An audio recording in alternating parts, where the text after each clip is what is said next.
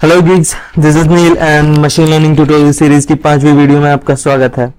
आज की इस वीडियो में हम बात करेंगे मल्टीपल लीनियर रिग्रेशन के इम्प्लीमेंटेशन के बारे में। कोड लिखेंगे हम पाइथन में फ्रॉम स्क्रैच और कंपेयर करेंगे अपना रिजल्ट sklearn लाइब्रेरी के रिजल्ट के साथ, और इसके लिए हम यूज करेंगे Boston housing data set. So start करते हैं। तो सबसे पहले इंपोर्ट करेंगे sklearn library from sklearn dot data sets import load Boston. उसके बाद जो सबसे इंपॉर्टेंट लाइब्रेरी है वो है numpy sklearn dot data sets spelling problem, that's it. Data को लोड कर लेते हैं एक वेरिएबल में, क्योंकि sklearn में Boston data as a dictionary available है। Boston equals to load Boston.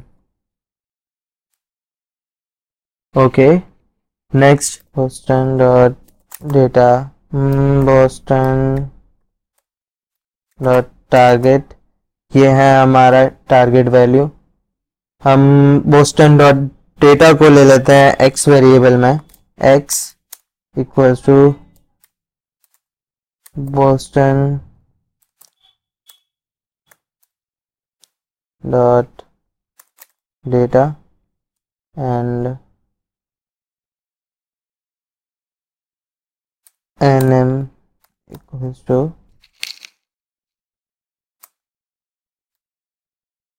ये हमारे डेटा सेट की शेप है। पिछली लास्ट वीडियो में हमने बात की थी कि अपने डेटा सेट में हम 1 अपेंड करेंगे। एक वेक्टर हमें चाहिए विद लेंथ n, तो उसके लिए हम यूज करेंगे x1 equals to np dot 1। इससे हमें वंस की एक वेक्टर मिल जाएगी और वो होगी साइज n क्रॉस 1 की। Another one, module numpy has no attribute 1 ones. Oh, I am so sorry, ये होगा वंस। एक बार x1 को भी प्रिंट करा कर देख लेते हैं। ठीक है, नो प्रॉब्लम। नेक्स्ट स्टेप है इस 1 मैट्रिक्स को अपने data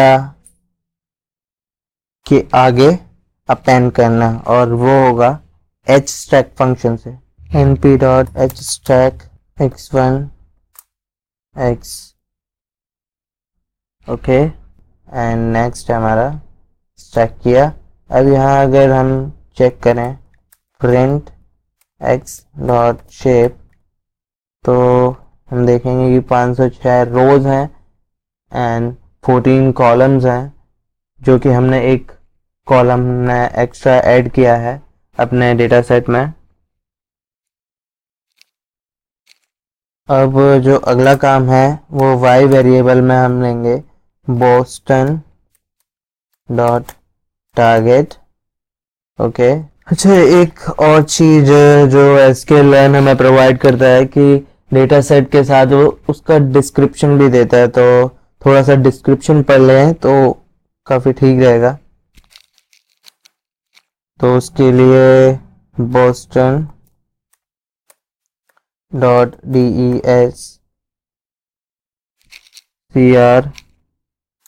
I think, oh, Boston house price data set notes. Number of instances है हमारे पास 506। नंबर ऑफ एट्रीब्यूट्स है हमारे पास 13, जिसमें न्यूमेरिक एंड कैटेगोरिकल भी इंक्लूडिंग है। एंड सभी कैटेगोरिकल वैल्यूज को ऑलरेडी कैटेगोरी न्यूमेरिकल्स में चेंज कर दिया गया है। Already pre processed data set है हमारे पास। ये हैं एट्रीब्यूट्स के नाम और उनका छोटा सा डिस्क्रिप्शन। मिसिंग एट्रीब्यूट इसमें नहीं है। क्रिएटर है इसके Harrison D and Rubin fail DL, irrelevant information. Okay, जितनी इंफॉर्मेशन हमें चाहिए थी वो हम प्रिंट कर चुके हैं। नेक्स्ट हमारा है डेटा सेट को स्प्लिट करना टेस्टिंग एंड ट्रेनिंग के लिए। तो from sklearn model selection import train test split, I think it's okay, yeah working। फिर इसके बाद आता है x train x test y train एंड y test। टेस्ट साइज जो हमारा होगा वो होगा 0.3 यानी 30% ऑफ द total data set and random state होगी इक्वल्स टू 42। अब थोड़ी प्रिंटिंग कर लेते हैं, देख लेते हैं कि हमारा डेटा सेट कैसा है। प्रिंट, ओ माय गॉड, बिल्कुल कुछ समझ में नहीं आ रहा ये क्या है। ओके, एक चीज़ और, वाई ट्रेन 354 यानी 70% ऑफ डेटा एक्स ट्रेन में है, और एक्स टेस्ट में कितना है हमारे पास, डॉट शेप 152 यानी कि हमारे पास एक्स टेस्ट में है 30% ऑफ द डेटा। लास्ट वीडियो में हमने बात की थी बीटा फाइंड करने की। हमें बीटा फाइंड करना था मल्टीपल लीनियर रिग्रेशन में, एंड वो कैसे फाइंड किया था हमने, उसके लिए हमने मैट्रिसेस को ऐसे अरेंज किया था, x ट्रांसपोज x का whole inverse x transpose y। इसे हम अब इम्प्लीमेंट करेंगे। सबसे पहले ट्रांसपोज करेंगे x का और उसे स्टोर करेंगे x trans equals to np dot transpose find. उसके बाद प्रोडक्ट फाइंड करना है हमें, prod equals to np dot x transpose x का, तो sorry x train np dot function use होता है यहाँ पर मल्टीप्लिकेशन के लिए। प्रोडक्ट भी फाइंड कर लिया, अब प्रोडक्ट का इनवर्स फाइंड करना है, तो इनवर्स के लिए हम करेंगे inv equals to np dot lina lg I guess dot in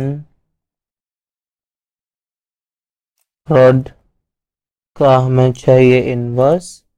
okay, उसके बाद फिर से इनवर्स जो भी हमने फाइंड किया है उसका प्रोडक्ट होगा x ट्रांसपोज के साथ, तो डॉट prod टू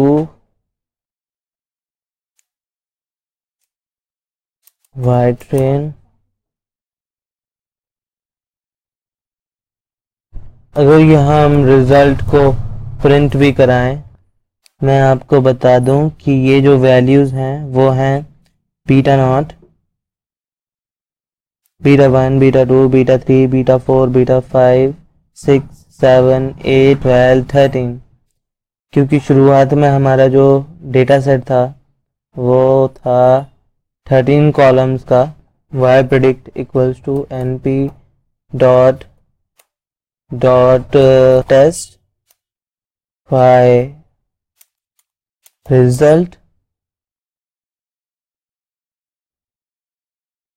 लेकिन इसका अगर हम एरर चेक करें, यानी अगर RMSE root mean square error अगर हम चेक करें RM, उसके लिए SQ equals to 0 for I in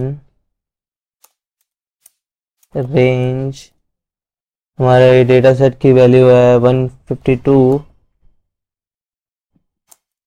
x x test पर हम चेक करेंगे तो SQ प्लस इक्वल्स टू